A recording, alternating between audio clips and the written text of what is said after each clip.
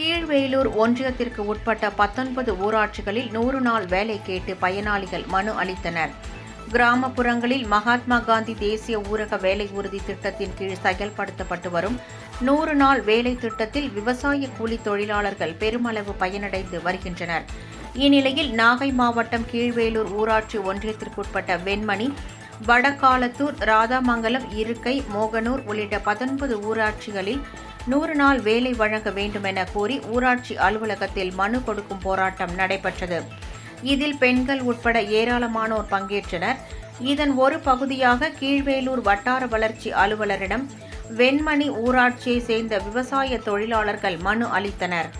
அதில் 100 வேலை திட்டத்தின் கீழ் உடனடியாக பணிகள் வழங்க வேண்டும் என்று கோரிக்கை விடுக்கப்பட்டுள்ளது.